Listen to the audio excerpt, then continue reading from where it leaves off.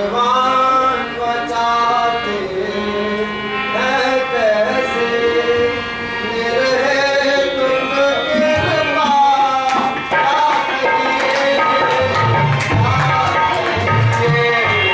भगवान बचाते हैं कैसे, निर्हे तुम कृपा क्या कहिए, क्या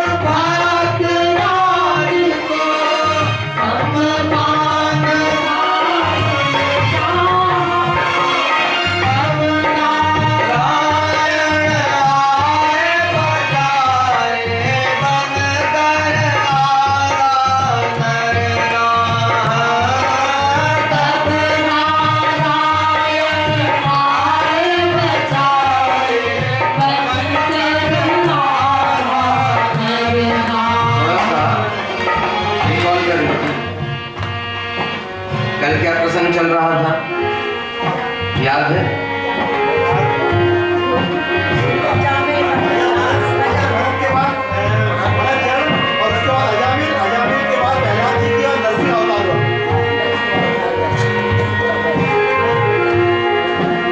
हिरण्याकश्यप जब भक्त रानी को खम्भ बांध मारन चाहा, तब नारायण आए बचाए, बनकर आधा नर नाहर।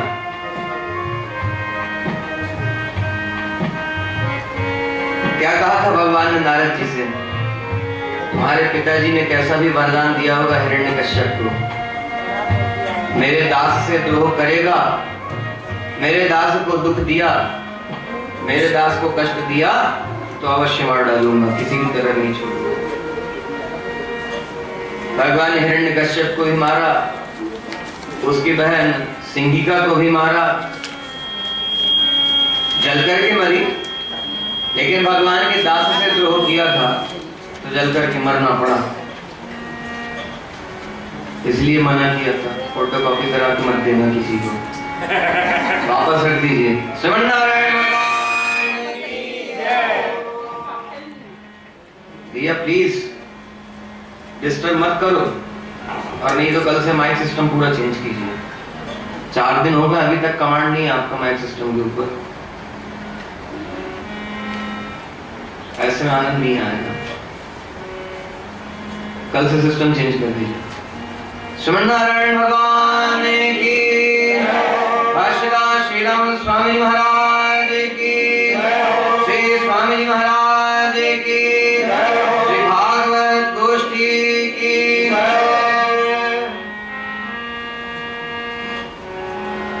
भगवान ने प्रहलाद के लिए नृसिंह रूप धारण किया, ऐसा स्वरूप बनाया भगवान ने जो कभी कहीं देखा नहीं गया, कभी कहीं सुना नहीं गया।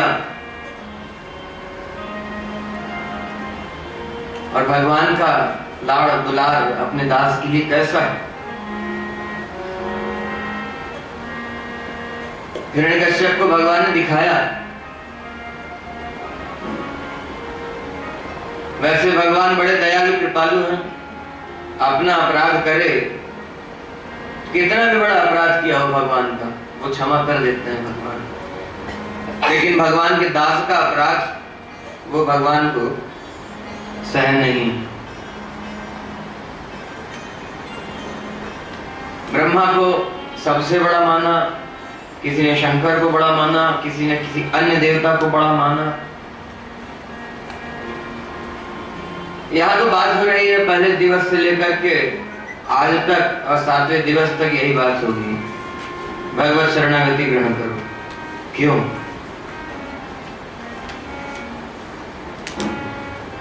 प्रहलाद जी ने जो उपदेश किया, नवधा भक्ति भगवान की करनी चाहिए, 9 प्रकार से भक्ति भगवान की जाए। जो संबंध भगवान से चाहते हैं, भगवान उस संबंध से अपनाने को तैयार है। पिता पुत्र का संबंध, सेवक स्वामी का संबंध, भर्तृ भार्या का संबंध, मित्र का संबंध, जिस संबंध से भी चाहें भगवान उस संबंध से अपनाने को तैयार हैं। कल आपने सुना था भगवान ने हिरण्यकश्यप का वध किया और बड़ी जोर जोर से भगवान दहाड़ रहे थे। भगवान की इस आवाज को सुन करके, भगवान के दहाड़ को सुन करके सब भयभीत थे। बड़े बड़े देवता, ऋषि, मुनि, महर्षि, माता लक्ष्मी जी भी भयभीत थी। क्यों? भगवान का ऐसा विकराल स्वरूप तो कभी देखा ही नहीं, और आज जो स्वरूप धारण किया है तो सब तो ये समझ रहे हैं कि हिरण्यकश्यप का वध करने के लिए भगवान ने स्वरूप धारण किया। लेकिन हिरण्यकश्यप का वध करने के बाद भी भगवान का क्रोध शांत नहीं हो रहा है। क्रोध तो क्या, भगवान अपने दास के लिए ऐसे लालायित हैं, उसके लिए बड़े जोर जोर से दहाड़ रहे हैं। कभी गाय को देखा हो, गाय का वात्सल्य कैसा होता है अपने बछड़े के प्रति। जब बछड़ा जन्म लेता है, गाय बिल्कुल व्याकुल रहती अपने बछड़े के लिए, अपनी जीभ से उसको चाटती है, उसके सारे मल को नष्ट कर देती, उसके शरीर में जितनी गंदगी लगी हुई है सब नष्ट कर देती है, चाट चाट करके साफ कर देती है और खड़ा कर देती है। गाय को देखा है कभी? किसी ने शायद देखा होगा। क्यों हंस रहे हैं आप? श्रीमन नारायण भगवान की इस शहर में देखने को नहीं मिलता इसलिए।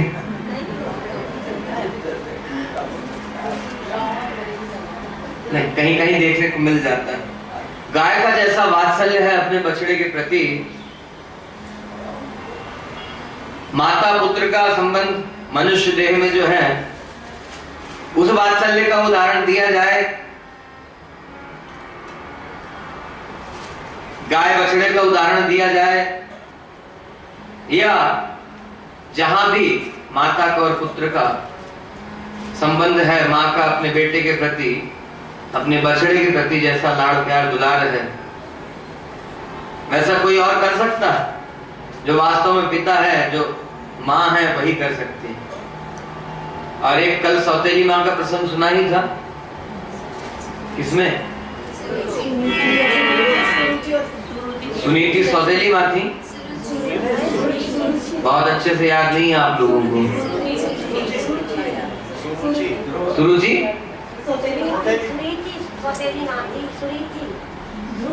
सुरुचि सौतेली मां थी और सुनीति सगी मां थी। तो जो वास्तव में मां है, उसका लाड़ दुलार, उसका वात्सल्य, उसका प्रेम अपने बेटे के प्रति, अपने बच्चे के प्रति ऐसा ही रहता है। और भगवान का लाड़ दुलार, भगवान का प्रेम, भगवान का वात्सल्य कैसा है? भगवान प्रहलाद को अपनी गोद में बिठाए हुए, अपने हृदय से लगा करके बैठे हुए, प्रहलाद को प्राप्त करके भगवान की आंखों से अश्रुधारा बह रही है और अपनी जीभ से चाट रहे हैं। याद है ना, कल बताया था। क्यों? अनंत काल से जीव इतनी दूर रहा है भगवान से, भगवान इसको प्राप्त करके आज इतने प्रसन्न हैं कि सारा लाड़ दुलार उड़ेल देना चाहते हैं, अपने लाड़ दुलार से, अपने वात्सल्य से, अपने प्रेम से नहला देना चाहते हैं। वैसे ही जैसे गाय का बछड़ा अभी अभी जन्मा और गाय उसको चाट चाट करके जब तक वो खड़ा नहीं हो जाता, और ऐसा नहीं कि जब तक खड़ा ना हो जाए, खड़ा होने के बाद भी जब भी उसका बछड़ा उसके पास जाता है उसको चाटती रहती है, लाड़ दुलार करती रहती है। और क्या स्थिति रहती है गाय की?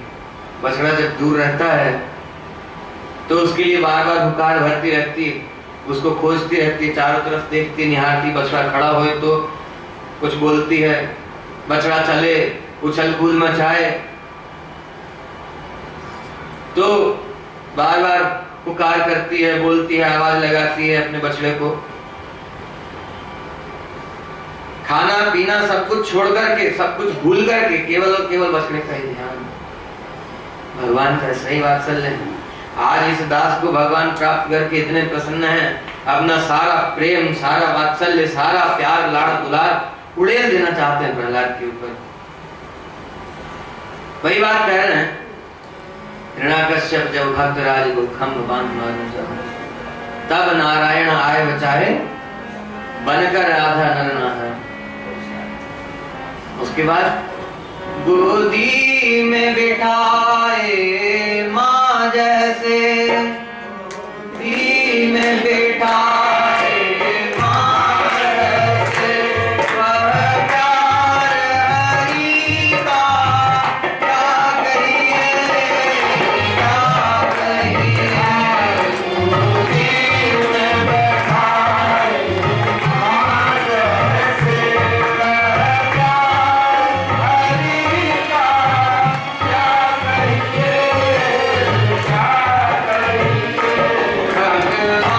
भगवान बताते हैं कैसे निरहे तुझ कृपा, क्या कहिए, क्या कहिए। भगवान बताते हैं कैसे निरहे तुझ कृपा, क्या कहिए, क्या कहिए। जब गंगा प्राण लड़े जल भीतर, लड़त लड़त गढ़हार भयो। जब गंगा लड़े जल भीतर, लड़त लड़त गढ़हार भयो।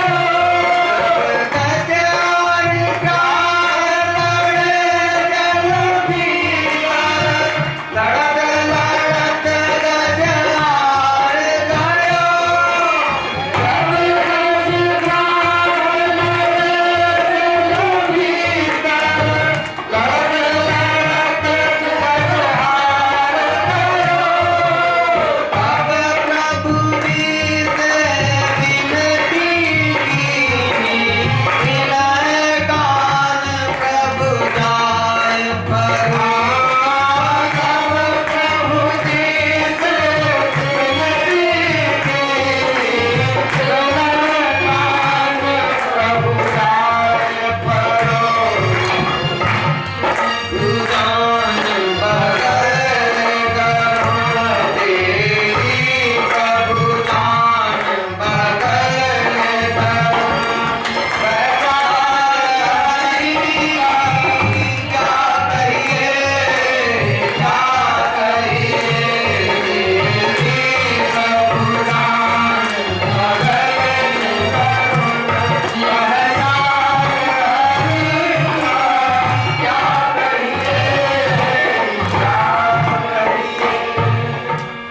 भगवान बचाते हैं कैसे, निरहेतुक कृपा क्या कहिए। ये बात विशेष है निर्हेतु कृपा जो है भगवान की, उसका क्या वर्णन करें, उसके विषय में क्या कहा जाए। कल सुना था आपने भगवान ने प्रहलाद के ऊपर ऐसी कृपा की। भगवान ने प्रहलाद के लिए ऐसा विचित्र रूप धारण किया, आधा सिंह का, आधा नर का, मनुष्य का, और नृसिंह रूप धारण करके हिरण्यकश्यप का वध कर दिया भगवान ने।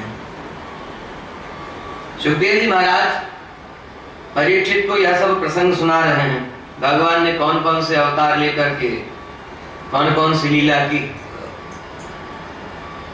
परीक्षित जी ने प्रश्न किया, गुरुदेव यह तो भगवान की बड़ी मधुर और बड़ी विचित्र लीला आपने सुनाई, अब भगवान के चरित्रों को सुनने में बड़ा आनंद आ रहा है। कृपा करके भगवान के सभी अवतारों का प्रसंग बताइए। भगवान ने कब कब कौन कौन से अवतार धारण किए, कौन कौन से अवतार लेकर के भगवान ने क्या क्या लीलाएं की, यह सब कृपा करके सुनाइए। आपके शिष्य है ना। आज चौथा दिवस है,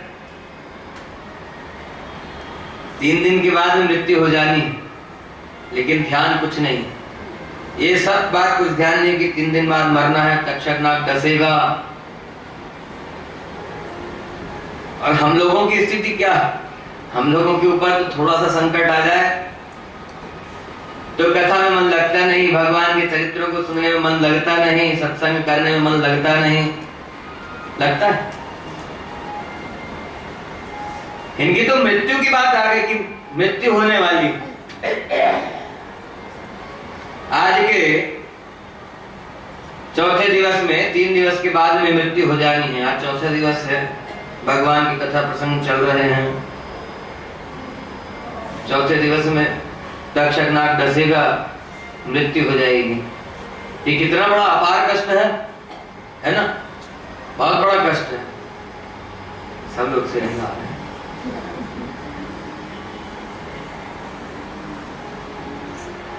डर लगता है मरने से, इसलिए कह रहे हैं हाँ बड़ा कष्ट है। डर उसको नहीं लगेगा जिसको भगवान की कृपा का भरोसा है, क्योंकि ये मरना एक बार का नहीं है, अनंत जन्म से ये करते आए, बार बार जन्म लेते रहे, बार बार मरते रहे, और इस जन्म मरण के बीच का जो दुख है उसको भोगते रहे। तो भय किस बात का है? मरने में भी जो कष्ट होने वाला है उसका भय है, लेकिन डरने की जरूरत तो इस बात से है कि मरने के बाद फिर पता नहीं कौन सी योनि में जाना पड़ेगा। ये मालूम है, कुत्ते बिल्ली की योनि में पहुंच गए तो 84 लाख योनियां हैं, नाली का कीड़ा बना दिया गया तो तब क्या करें? नहीं बनाएंगे, लोग तो नहीं बने। कहना सरल है। देखिए शरणागति का स्वरूप जैसा है, बिल्कुल यदि वैसा अक्षरशः पालन करते हैं तो ये बात कहना ठीक होगा कि हम नहीं बनेंगे। तब तो ये गर्व के साथ कहा जा सकता है। भगवान की शरणागति कैसी होनी चाहिए ये जानने के लिए तो अभी 4 दिन हैं, सुन ही रहे हैं, पिछले 3 दिनों से भी सुन ही रहे हैं कि भगवान का दास कैसा बनना। तो वह सुनकर के तो कठिनाई मालूम होती। और भगवान की अनन्यता केवल इतनी ही नहीं है, सर्वधर्मान परित्यज्य केवल इतनी नहीं, अनन्यता में वह भी आता है कि भगवान की सेवा भगवान की प्रसन्नता के लिए होनी चाहिए, भगवान का भजन भगवान की प्रसन्नता के लिए होना चाहिए। और हम लोग तमाम तरह के सांसारिक उपायों में लगे हुए हैं। सांसारिक उपाय इसलिए क्योंकि यह सब उपाय सांसारिक भोगों को देने वाले हैं, और सांसारिक भोग प्राप्त करके, क्योंकि कहा था ना, दूसरे दिन कहा था या पहले दिन कहा था, शायद याद ही होगा, जो मोक्ष प्राप्त करना चाहता है उसके लिए तो पुण्य कर्म भी पाप स्वरूप ही हैं, क्योंकि पुण्यों का फल जो है वो भी इस संसार में रहकर के ही भोगना पड़ेगा। और इस संसार में रहने का मतलब है सुख के साथ दुख भी भोगना पड़ेगा, ठीक है ना। तो क्या यह पुण्य कमाने की बात जो है, पुण्य प्राप्त करने की बात जो है, ये हमारे मन में से निकल गई है? छूटी है? छूटी है? बोलिए। अरे अब तो बोल ही सकते हैं। पुण्य कर्म करने की इच्छा जो है कि पुण्य करके कुछ अच्छा प्राप्त करेंगे, स्वर्ग प्राप्त करेंगे, और जितने प्रकार के पुण्यमय लोग बताए जाते हैं या सांसारिक सुख बताए जाते हैं, उनको प्राप्त करने की इच्छा तो है ना, है कि नहीं? हृदय पर हाथ रख करके बोलिए, अपने दिल पर हाथ रख करके बोलिए। तो फिर भगवान से मांगते नहीं है, भगवान से मांगते नहीं है, सब मांगते हैं। सबकी यही स्थिति, हमारा ये दुख छुड़ा दो, हमारा ये दुख छुड़ा दो, हमारा ये दुख छुड़ा दो, हमको ये दे दो, ये दे दो, ये दे दो। लेकिन कल क्या बात आई थी कि भगवान के लिए कुछ करके उसके बदले में कुछ चाहना, ये क्या होगा? व्यापार। कौन बोला? सब जगह यही स्थिति है। जो छोटे हैं, जो बच्चे हैं, वही ध्यान पूर्वक सुनते हैं, अच्छी बात है। बड़ों की स्थिति क्या है? सुन रहे हैं, हाँ ठीक है चलो। ऐसा इसलिए भी है क्योंकि बच्चों की वह स्थिति है नहीं अभी, वो तो निश्चिंत है क्योंकि माता पिता के भरोसे है ना। लेकिन ये भरोसा सदा रहना चाहिए उन परमपिता के लिए, भगवान के लिए सदा रहना चाहिए ऐसा भरोसा, तब तो अच्छी बात है। खैर, यदि नहीं है तो ऐसी अनन्यता बनाने का प्रयास करना चाहिए, भगवान के चरणों में ऐसी अनन्य निष्ठा बनाने का प्रयास करना चाहिए, क्योंकि संसार का मांगेंगे तो भगवान वह भी देने को तैयार हैं। लेकिन भगवान ने ही कहा है कि इस लोक का जो जो मिलेगा वह सब छूट जाएगा। अंतवत्तु फलम तेषाम तद्भवत्यल्पमेधसाम। और उसके आगे क्या कहा? देवान देवयो यान्ति मद्भक्ता यान्ति मामपि। मेरे भक्त भी मुझे भजते हैं इसी के लिए। किस लिए? सांसारिक भोगों को प्राप्त करने के लिए। प्रहलाद की तरह हमारी निष्ठा है क्या? ध्रुव की तरह हमारी निष्ठा है क्या? इस गजेंद्र का प्रसंग यह जो आ रहा है, परीक्षित जी महाराज ने जो पूछा कि भगवान ने कौन कौन से अवतार ग्रहण कर करके क्या क्या लीलाएं की, किन किन के ऊपर कृपा की है, ये आप बताइए कृपा करके। तो गजेंद्र मोक्ष का प्रसंग कहना चालू किया जो अभी आ रहा है। तो इसकी भी दशा कैसी थी? इसने भगवान को अंत समय में पुकारा, मरते समय जब प्राणों के संकट बनाया तब पुकारा,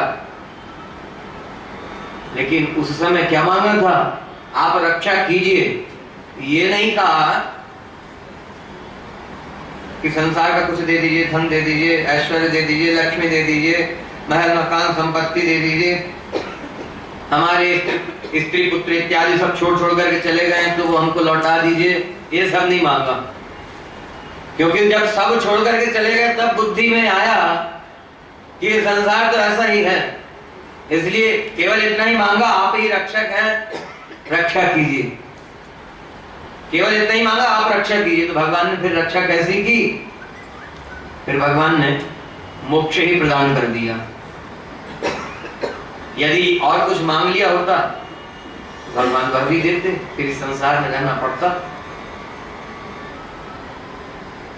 तो बात ये हो रही है कि मरना है, लेकिन किसी बात की चिंता फिक्र नहीं है।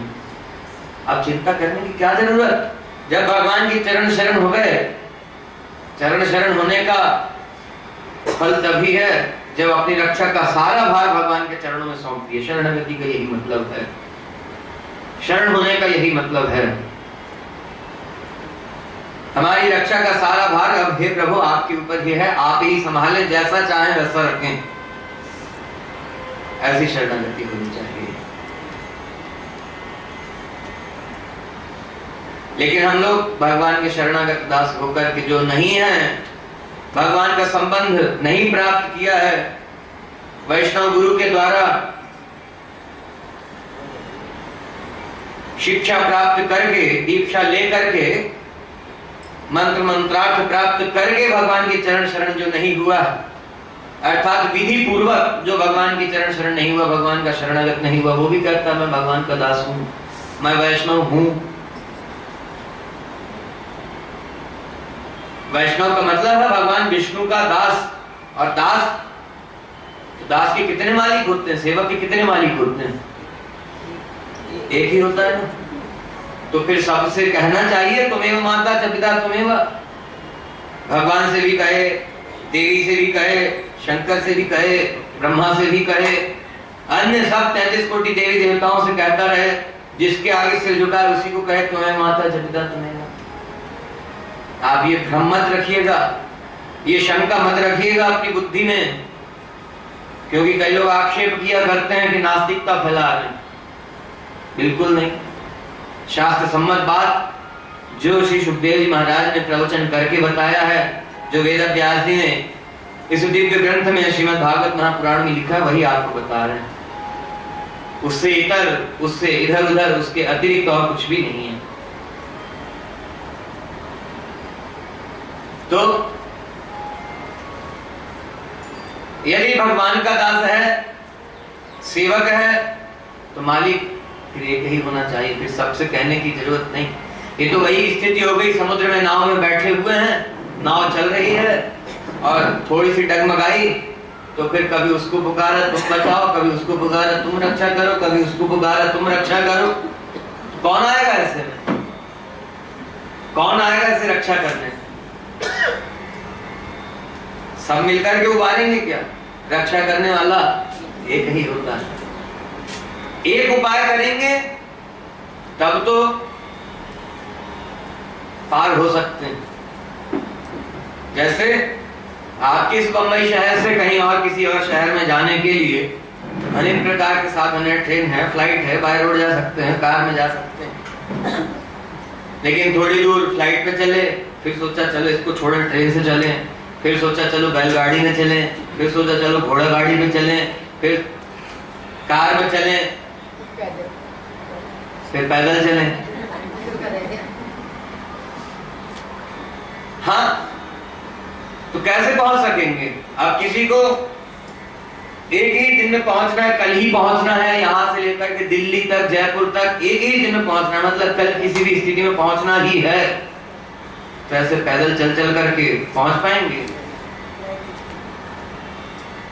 ध्यान दीजिएगा, कल ही पहुंचना है तो उसके लिए कौन सा उपाय है?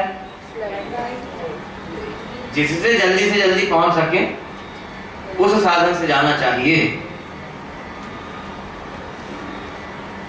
दोनों बातें हैं, उपाय कौन सा ग्रहण करना और साथ साथ फिर कर्म ज्ञान भक्ति भी मोक्ष प्राप्ति के उपाय हैं। तो क्या इनसे प्राप्त हो जाएगा?